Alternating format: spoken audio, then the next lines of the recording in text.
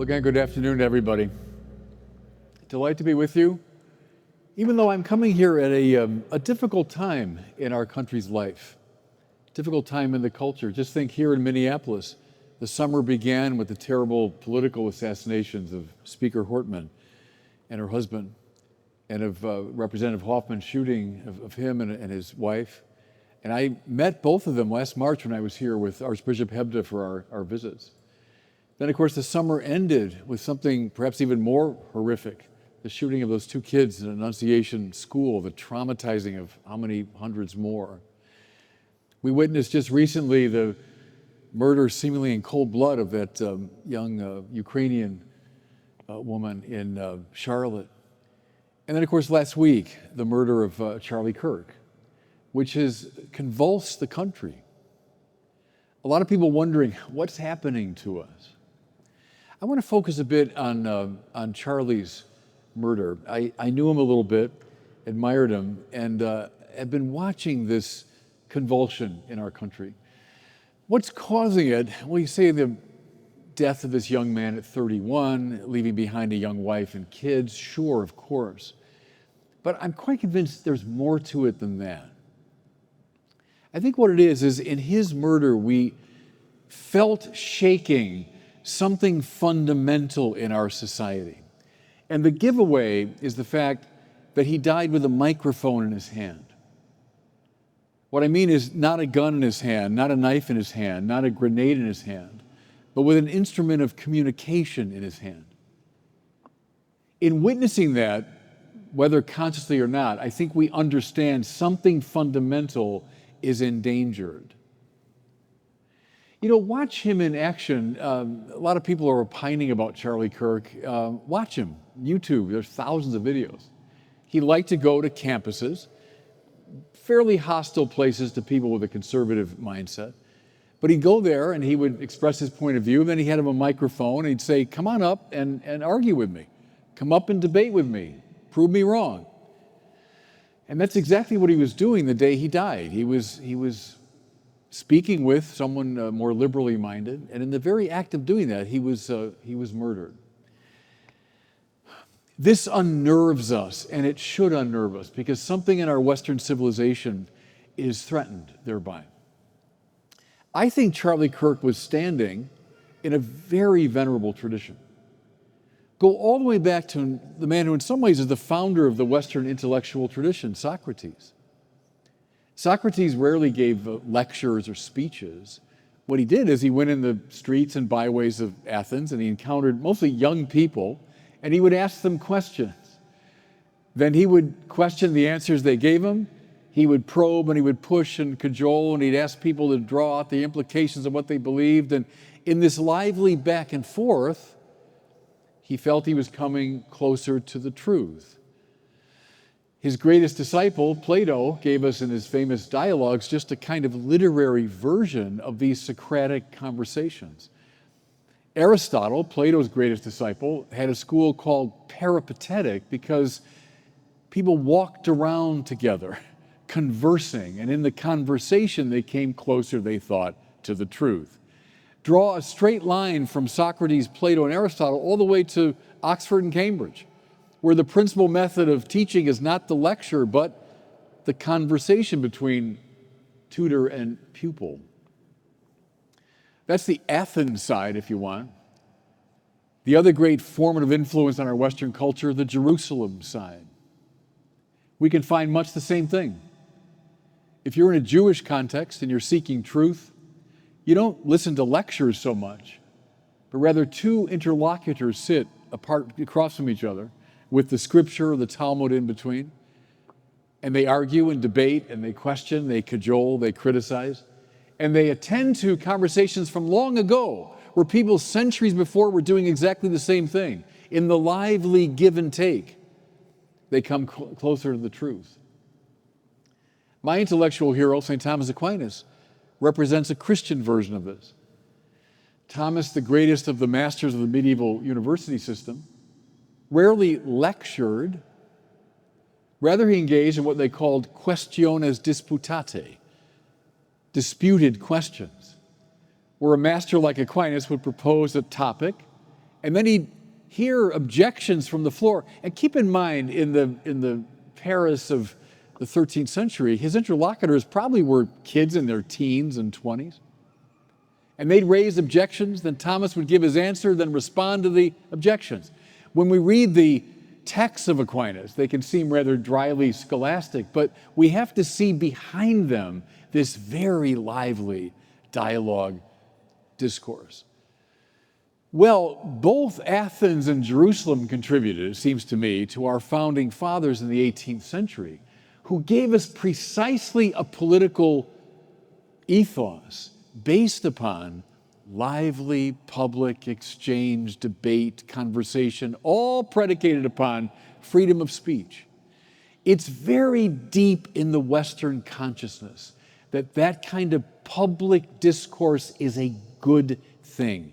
And it's an antidote to violence.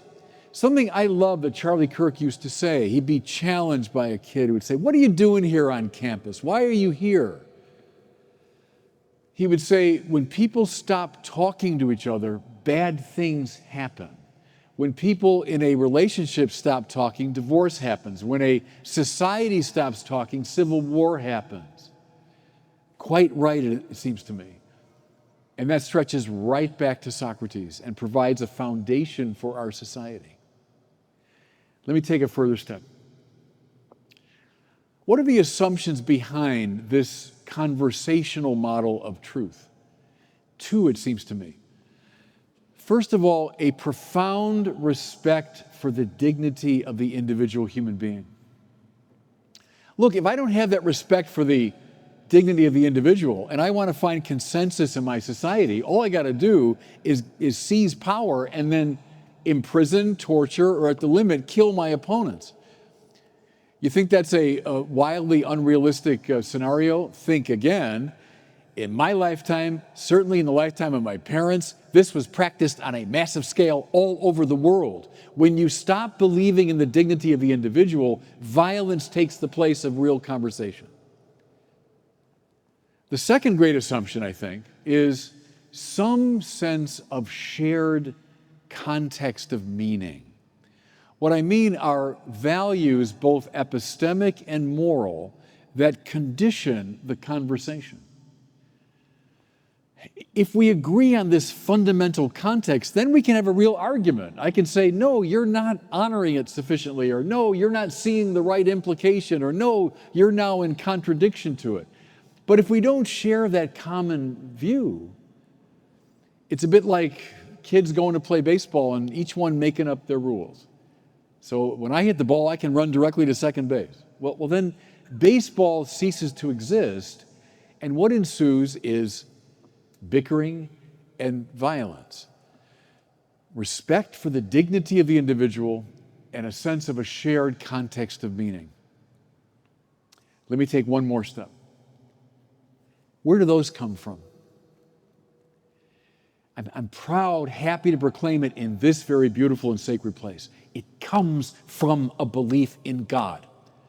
And take the belief in God away, you will find in very short order those two things evanesce.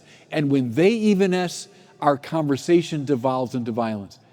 Thomas Jefferson knew it, right? We hold these truths to be self-evident. All men are created equal. We're not equal in any other way, as far as I can tell. We're not equal in beauty or strength or power or virtue, but we are equally created by God, endowed by their Creator with certain inalienable rights. By the way, the government doesn't give us our rights. God help us if it does, because if it does, it can take them away. No, our rights come from God. And this is why we think individual human beings are subjects of an infinite dignity, because we believe in God. Also, if there are laws and intelligibilities at the epistemic and moral level, they come from the mind of a lawgiver. This common framework of meaning we recognize as the result of a decision of a Creator God. When we stop believing in God, that shared context of meaning disappears. You know, I've been tracing this for a long time in my evangelical work. The disaffiliation from the churches, especially on the part of young people. When I was a kid back in the 1970s, 97% of Americans identify with a religion. Now, they weren't all saints. I'm one that wasn't a saint. But they identify with a religion. Church-going was at a much higher level. Numbers now are as high as 26% of our country has disaffiliated from a religion. Among young people, it's as high as 40 to 50%. Oh, don't worry about it. You know, deep down they all believe the good things and Yeah, if you cut flowers out of the earth and put them in a vase, they'll look okay for a while. But trust me, in fairly short order, they will wilt.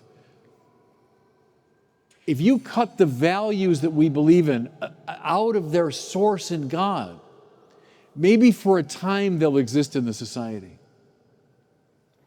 But in relatively short order, they will fade away. Can I suggest to everybody, this is the spiritual heart of the problem. When we stop believing in God, when especially young people don't hear anymore the Beatitudes, they don't hear anymore the Ten Commandments, they don't hear anymore Matthew 25, whatsoever you do to the least of my brothers, you do it to me. When they don't hear the parable of the Good Samaritan anymore, something disappears from our national consciousness. The very things that make spirited, creative dialogue possible. Let me make an explicit connection now to law. Go back 33 years. A decision taken by the U.S. Supreme Court in the matter of Casey versus Planned Parenthood. To my mind, maybe with Dred Scott, the worst decision ever made by the U.S. Supreme Court. But let me read to you a bit of the famous adjudication. Our Supreme Court said, at the heart of liberty is the right to define one's own concept of existence, of meaning, of the universe, and of the mystery of human life. That's all, huh? At the heart of liberty is the right to define one's own concept of existence, of meaning, of the universe, and the mystery of human life. Now, I'm sure the people that wrote that and formulated that never thought for a second that this would conduce to violence. But I can assure you, as night follows day, it does. Now, why? The condition for the possibility of a real conversation is some shared context of meaning. Something outside of ourselves that we recognize as objectively right and good and beautiful and true. But when I say it belongs to my liberty to define my own universe, and you to define your own universe, and you define your universe, and you define yours, we got nothing in common.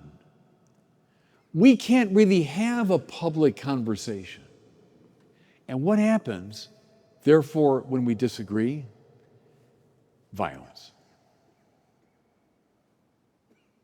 The problem we're facing, it's not just a problem of law enforcement, although that's part of it, not just a problem of cultural and all, that's part of it. At bottom, everybody, it's a spiritual problem. It's a spiritual problem. This violence is coming from a loss of faith in God. Cardinal George of Chicago was kind of a mentor to me. He used to say, law indeed has a protective function. So law protects us, protects life, and so on. But law, he said, also properly has a directive function.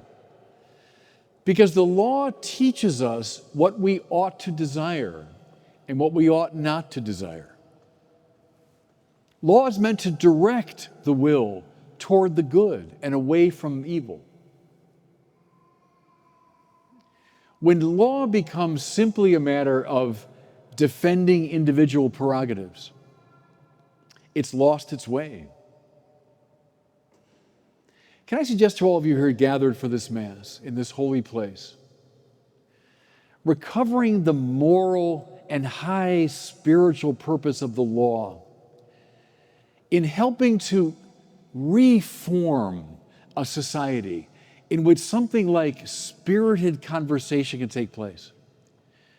Using the law to shore up those now shaking foundations that allow us to engage in the kind of dialogue that Socrates and Thomas Aquinas and Thomas Jefferson, and yes, Charlie Kirk wanted us to do. The fact that he died not with a gun in his hand, not a knife in his hand, not a grenade in his hand, not exercising violence, but with a means of communication in his hand. Can we take that as emblematic of the kind of society that we want? And can we see your work in law, as essential to a spiritual revival that we need in our country?